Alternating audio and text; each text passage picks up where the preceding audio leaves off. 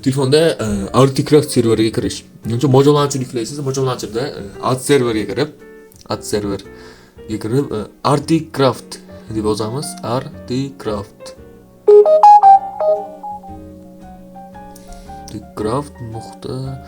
uz yozamiz. Endi chiqdi. Kiramiz, kirgandan keyin register so'raydi. Hozir register. Burada serverda o'zgargan, kapcha yozuvlar so'ramaydi. T harfini bosib klaviaturadan register deb yozadi. Eng birinchi kirayotganda, agar ikkinchi marta yoki uchinchi marta kirayotganda login deb registrga kiritgan parolni kiritadi. Bu yerga xohlagan parolni 2 marta yozadi. Hech kimga ko'rsatmaslik kerak parol. Login deb parolni yozaman, serverga kirdi. Serverda 3 ta rejim bor. Hozir necha kishi bor ekan serverda? Server spam joyi, spam bo'ladigan. Serverda hozir 17 kishi bor ekan. 7 kishi shular serverda o'ynayapti hozir. Yo. Keyin eng birinchi bu SMPga kiramiz. Hozir SMPdan oldin boshqa nimalar?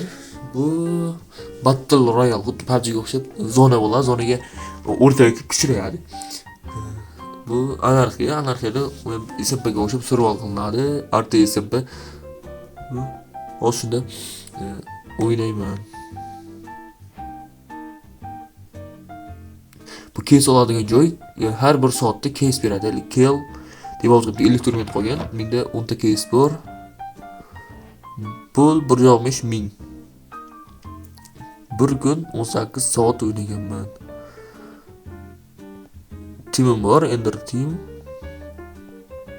Bu hozir shart 12. Men shartim o'zi 1000 edi. 1000 bo'lgandan keyin ikkita spawner sotib olganman. Ba'zanda turibdi, ikkita spawner. Bu yerda money ko'rsatish kerak edi. Menda video olayotganimda qotyapti, shuning uchun ko'rsatmaydi. 429-o'rindaman. Media olsa bo'ladi. Video qo'ysa media beradi. Bu yerda Home Messi olsa uyga teleport qiladi. Menda hozir chiqmadi. Server IP'si ekranda